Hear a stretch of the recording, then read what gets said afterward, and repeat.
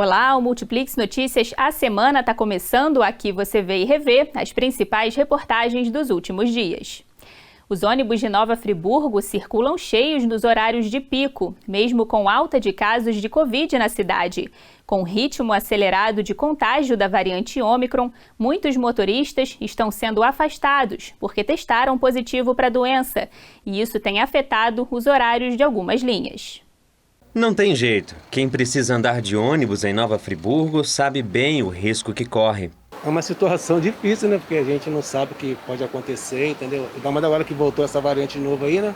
Esse vídeo mostra que distanciamento social dentro dos coletivos é missão impossível. O jeito é contar com a boa e velha máscara para se proteger. Mas quem disse que todo mundo usa?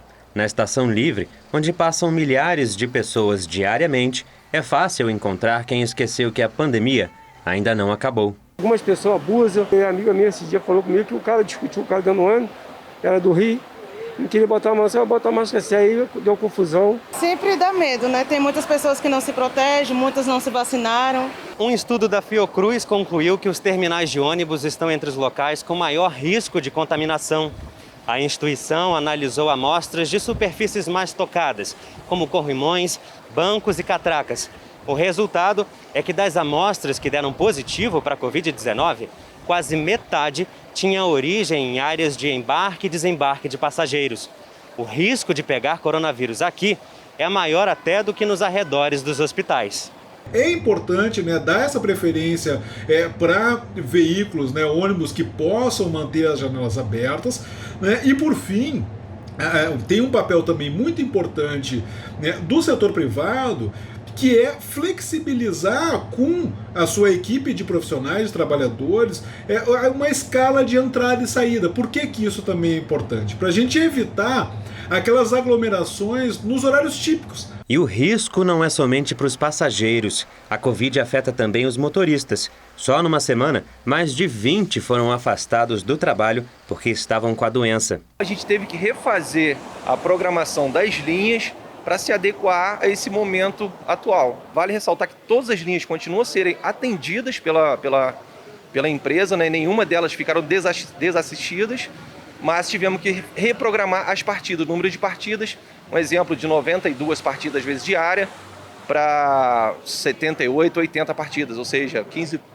só, coisa mínima. Um decreto da Prefeitura do ano passado determinou a circulação de todas as linhas e horários.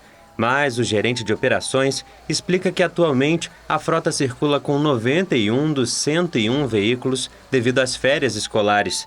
E se não tem como ter mais ônibus, Josimar garante que a limpeza dos coletivos na garagem, incluindo os ares condicionados, é reforçada. A ideia é também voltar com a higienização antes dos embarques. E em caso de passageiro sem máscara, os motoristas são orientados a agir. Procure o motorista na base do diálogo vai tentar conversar com essa pessoa que faça a utilização da máscara. Se não conseguir, né, a gente vai buscar a ajuda da Guarda Municipal, da Polícia Militar para sanar aquele tipo de problema dentro do ônibus. É importante lembrar que transporte público é necessidade básica. As máscaras são uma proteção dupla e não custa nada respeitar o próximo. N95, PFF2 ou uma máscara cirúrgica por baixo da máscara de pano, todas elas sempre muito bem ajustadas. A gente tem que se proteger de alguma coisa, né? Passando álcool nas mãos, entendeu? E evitar em ônibus lotado. O uso de máscaras é fundamental para que a doença não se espalhe ainda mais. E essa semana teve mais reportagens sobre transporte público. Vereadores aprovaram na sexta o relatório final da CPI do transporte de Nova Friburgo. Segundo a investigação, houve favorecimento à Aviação Itapemirim no processo de contratação da empresa, entre outras irregularidades. Vamos conferir. A CPI do transporte da Câmara de Nova Friburgo durou 150 dias. Por 4 votos a favor e uma abstenção, o relatório final foi aprovado em meia hora. As investigações concluíram que houve irregularidades no contrato firmado no ano passado entre a Prefeitura e a Aviação Itapemirim. Nós vimos diversas irregularidades, diversos erros, indícios claros de favorecimento ilícito para que a empresa pudesse ganhar o processo. Foram prazos você tinha até às 18 horas para entregar o documento, aí foi documento entregue no outro dia, que não pode, é ilegal. Entendeu? Então foi dado um favorecimento a eles que não poderia ter sido dado. Então existem vários questionamentos ali dentro que não foram respeitados, que não respeitaram a lei. Ainda de acordo com o relatório, a Itapemirim omitiu a real situação financeira da empresa e não poderia cumprir o que determinava o contrato. Nós descobrimos que a empresa mentiu deu uma frota de ônibus fake para poder justificar, sendo que essa frota, isso é só uma das coisas. Já tinha ônibus vendido, ônibus alugado, ônibus que não existia. Eles mentiram sobre o capital social deles, só para vocês terem uma ideia. A empresa colocou que ela tinha um capital social de mais de 350 milhões em bens imóveis, onde nós descobrimos que todos esses imóveis estão na recuperação judicial, não poderiam ser utilizados. Uma série de coisas erradas, onde o secretário de governo aqui passou por cima disso tudo, ignorou, eliminou uma outra empresa que concorreu e simplesmente falou, não, vamos fazer Itapemirim entrar aqui na cidade. Tem tudo no relatório, todos os documentos foi tipo assim um trabalho muito demorado, porque nós tivemos que levantar todos os ônibus que eles mandaram, ônibus por ônibus, ver onde que estava. Dentro do relatório da CPI tem tudo isso. Tem todos os imóveis que eles falaram que tinha, mas não tinha, está tudo vendido. A gente tem as escrituras de todos eles, que nós levantamos isso tudo, para a gente provar mesmo de fato que eles queriam dar um golpe na gente mesmo, né? Em nota, a Aviação Itapemirim disse que não operou no transporte coletivo e não causou prejuízo ou transtornos aos passageiros. A Multiplix também procurou a Prefeitura de Nova Friburgo e o secretário Pierre Moraes, que até o fechamento da reportagem não se pronunciaram. Agora, o resultado da CPI será encaminhado ao Ministério Público, que vai decidir se apura as irregularidades apontadas no relatório. Eu espero que tenha sido ingenuidade. Eu espero, tá? Que seria bom até para o próprio secretário. Mas algo muito triste quando a gente vê o amadorismo e a falta de preparo para lidar com a coisa pública. Querer fazer as coisas no peito, na raça e sem fazer de forma profissional, coerente, centrada, conversando e dialogando para se chegar num resultado positivo para a população. E a busca pela eficiência constante, somada a longas jornadas de trabalho e um ambiente corporativo tóxico, podem levar à completa exaustão, com consequências graves. Esse estresse crônico provocado pelo trabalho é chamado de síndrome de burnout. Agora, a Organização Mundial da Saúde passou a reconhecer essa condição como uma doença ocupacional. Assista novamente a reportagem. Trânsito, violência, crise econômica, política, pandemia. São tantas notícias ruins que às vezes parece que a gente vai pirar. E se não bastasse a dureza do dia a dia, há quem viva um verdadeiro inferno quando o assunto é trabalho. Gente que está empregada, muitas vezes em cargos de liderança, mas adoece profundamente porque esse ambiente nem sempre faz bem. É o que aconteceu com essa profissional, que conversou com a reportagem, mas preferiu não se identificar. Foram anos e anos de dedicação como executiva de uma grande empresa. Trabalhava de domingo a domingo, cerca de 14 horas por dia. E isso quando não estava em viagens internacionais a trabalho. Mas esse ritmo sem limite não acabou bem. Dor de cabeça, tonteira, esquecimento, enjoo, sensação de desmaio, irritabilidade. Aí você virou um nada. É você estar sentado na sua mesa, tentando trabalhar com aqueles episódios recorrentes de muita sudorese, você ter aquelas sessões de vômitos horríveis, aí você entra num estado crônico. Esse conjunto de sintomas tem um nome, burnout. O termo, em inglês, sintetiza uma espécie de queima total da saúde mental de uma pessoa. A doença atinge 32% dos trabalhadores brasileiros, segundo o levantamento da ISMA, uma associação de prevenção e tratamento do estresse. A síndrome, ela é um conjunto de sinais e sintomas, né? E ela vem com o esgotamento dessa pessoa quando ela vê que o trabalho dela já não está sendo mais útil, ela já não consegue mais ser o que ela era. Os sintomas podem ser confundidos com uma série de outras doenças, e até que o trabalhador entenda o que está por trás do que ele vivencia, pode ser um longo caminho. E quanto mais tempo leva para uma pessoa receber o atendimento adequado, pior pode ser o quadro da doença. Há quanto tempo você está sentindo isso? Eu comecei tem 1 ano, mas aí eu tomei o remédio da minha avó, eu melhorei, e aí passou, depois voltou. Então tem muito disso também, né? O tempo que eles levam para identificar, para aceitar, o medo de ser mandado embora, de perder o emprego, né? O medo de perder aquela vaga, né? A vergonha. Agora, a Organização Mundial da Saúde reconhece o burnout como um estresse crônico de trabalho. Com isso, trabalhadores afetados pela doença ganham um argumento a mais em pedidos de afastamento pelo INSS ou de reparação pela Justiça do Trabalho. Além das longas jornadas, podem ser caracterizados como causadores da doença o assédio, metas abusivas, cobranças excessivas, ameaças frequentes de dispensa e outras práticas. A doença, síndrome de burnout, foi classificada como doença ocupacional.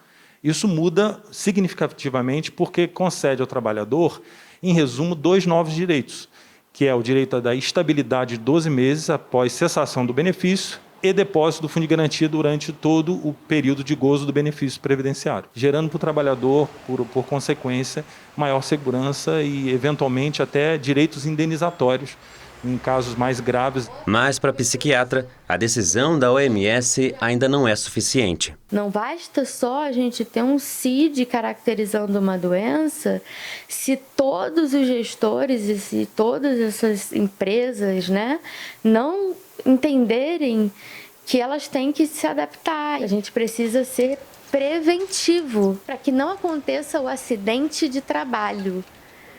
O acidente de trabalho físico, que todo mundo tem pânico, e o acidente de trabalho mental, que é o burnout.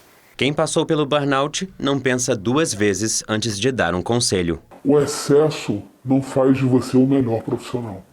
O conselho que eu dou é: faz o que é pedido e viva a sua vida. Que você viver 24 horas para o trabalho, isso se chama suicídio. Um estudante de Bom Jardim foi premiado com a medalha de ouro na Olimpíada Brasileira de Matemática.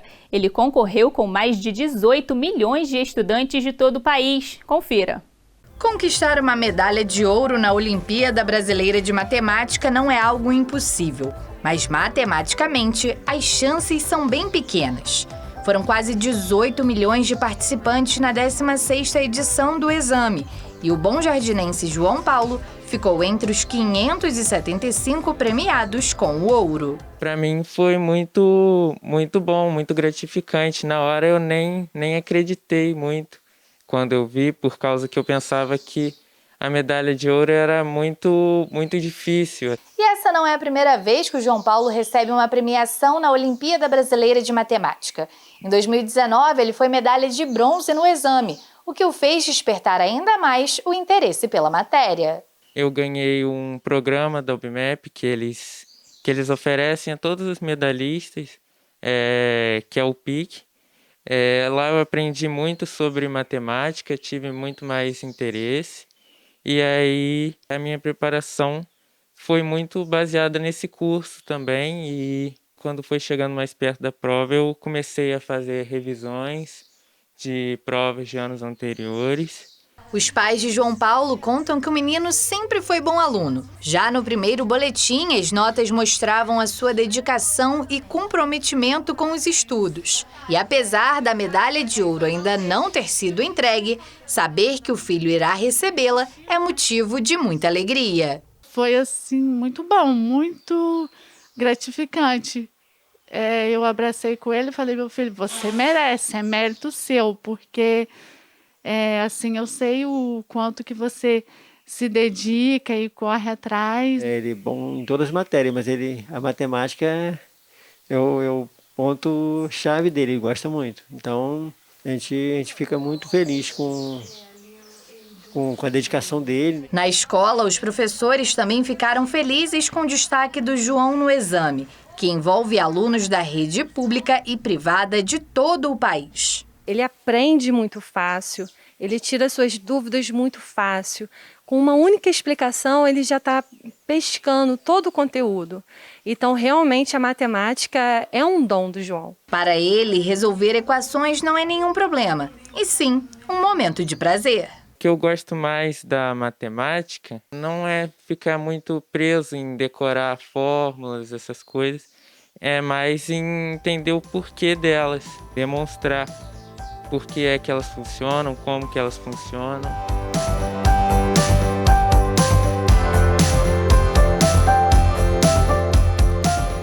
Com as altas temperaturas do verão, é preciso ficar atento aos animais. Os bichos de estimação sofrem com o calor e necessitam de alguns cuidados. Vale a pena assistir novamente essa reportagem para não esquecer das dicas e manter o seu pet sempre no ambiente mais fresco. O verão de 2022 promete ter dias bem quentes.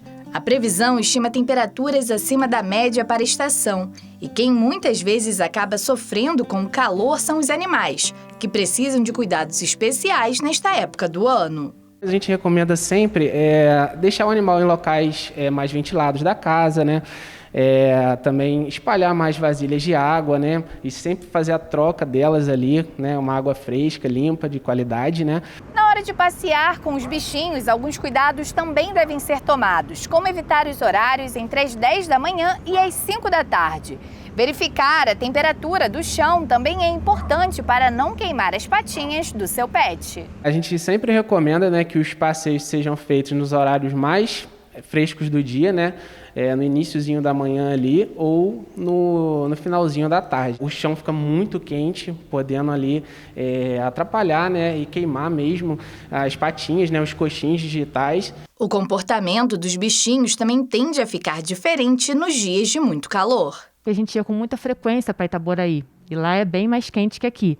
Eu percebia que Odin ficava todo o tempo praticamente lá, mesmo com o ventilador ligado, com a boquinha aberta, sabe? Uma forma de ajudar no bem-estar dos animais é oferecer alimentos e bebidas mais refrescantes. Tem uns sachês, né, que o Odin ama de ração. Aí eu costumo colocar eles no congelador e eu ponho nos brinquedinhos dele. Tem uns brinquedinhos assim, que dá para você colocar, né, rechear com alimento.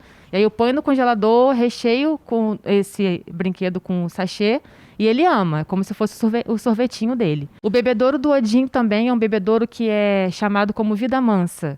E ele é de material tipo alumínio, que também mantém a temperatura da água mais fresquinha. E eu costumo colocar gelo dentro do bebedouro dele também nesse período, para ficar mais fresquinha. Os animais que vivem nas ruas também precisam de cuidados para aguentar as altas temperaturas da estação. Aqui no Cônego e pela cidade você vê que hoje em dia já é comum você ver um comerciante colocando na frente do estabelecimento um potinho com água, um pouquinho de ração.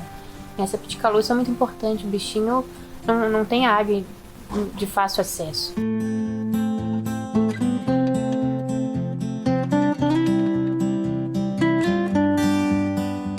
Não deixe de acessar a TV e o portal Multiplix para ficar por dentro de tudo o que acontece nas regiões serrana e dos lagos. Nas redes sociais você também encontra todos os nossos conteúdos.